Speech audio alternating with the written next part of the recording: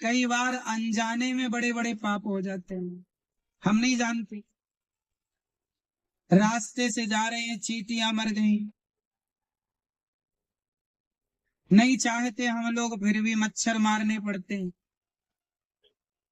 बरसात में गाड़ी चलाओ तो मेंढक मर जाते हैं। पहले की दादियां तो खूब पोता पोतियों के जुए मारती रहती थी। अब तो जुए नहीं होते, क्यों कि नहीं होते? होते हैं जुए, अब नहीं होते जुए, होते हैं, कम हो गए बेचारे। पहले तो सबके खोपड़ी में घर था जुओं का। अच्छा, जुए होना अच्छी बात है कि बुरी बात है? बोलो। हैं? जब तक जुए थे तब तक बीमारियां नहीं थी। हाँ। पहले के लोग सबका ख्याल रखते थे बेचारे, अपने खोपड़ी में जुओं को जगा दिए रहते थे। पहले खटमल भी होते थे। क्या होते थे? खटमल। खटमल तो बड़े खतरनाक थे, नहीं होने चाहिए। पर जुए तो फिर भी बेचारे ठीक थे। क्यों? ज्यादा नुकसान ही पहुंचाते थे जुए। तो पहले की दादी मारती रहती जुओं की, ये भी पाप था, अनजाने में हो जाने हो पाप, तो पाप है जीव हत्या। किसान खेत में इल्ली मारने दवाई छोड़ देता, मजबूरी है उसकी, क्या करे बेचारा, वरना फसल ना हो। लेकिन ये है तो पाप ही ना।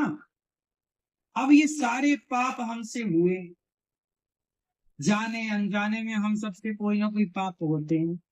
इन पापों से बचने के लिए हम लोग कर क्या रहे हैं? हमसे पाप तो रोज कोई ना कोई हो रहा है, और पुण्य के नाम पे क्या हो रहा है? आप पुण्य क्या करते हैं रोज? मैया, आप रोज कौन सा पुण्य करती हो? एक पुण्य बताओ आप।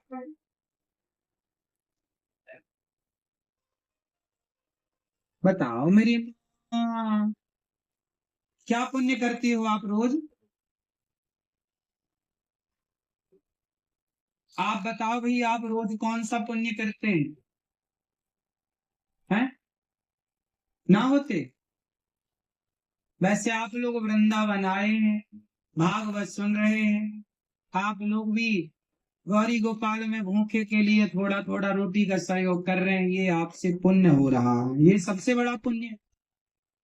पर ये पुण्य आपसे जीवन में कभी कभी होता है कि आप कभी कभी किसी भूखे को रोटी दें, वृद्ध माओ को सहारा दें, संत निवास में सहयोग करें, धाम में आइए, कभी कभी ना हो रहा है। बाकी पाप तो रेगुलर चल रहा है, पाप तो रेगुलर है, पुण्य की संख्या होती है कम।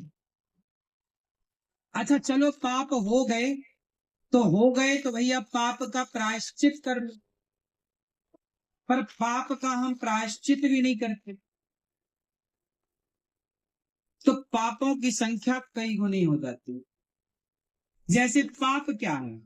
हमने आपको ऐसे शब्द बोल दिए कि आपका दिल दुख गया, ये भी एक पाप है, मानसिक पाप हो गया। मैंने आपको वाणी से पाप, मनसा वाचा कर्मणा, तीन तरह से पाप होते हैं, और तीन तरह से पुण्य भी होते हैं। तो आपने किसी के बारे में सोचा उसका नाश हो जाए, उसका ऐसा हो जाए, किया नहीं कुछ, आपने बस सोच लिया, ये भी एक पाप।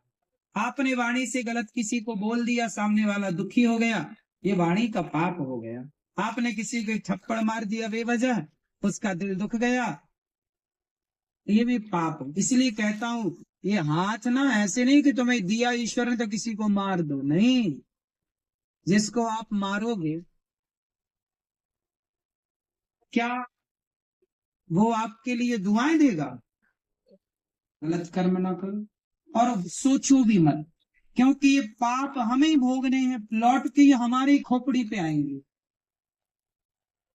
क्यों मेरी माँ, मैंने आपको एक थप्पड़ मारा जोर का, आपके आत्मा रो पड़ी, देखो मुझे फिजूल में परेशान किया, मार दिया। अब वो जो आप रोए, परेशान भये, दुखी हुए, वो दुख कहाँ जाएगा? वो लौट के मेरे ऊपर आए, फिर मुझे कोई ना कोई दुख मिलेगा।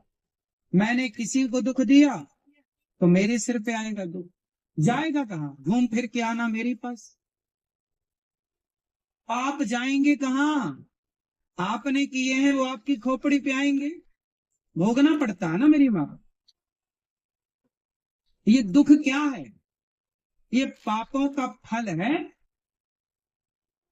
ये दुख क्या है मैया? ये दुख क्या है? पापों का फल।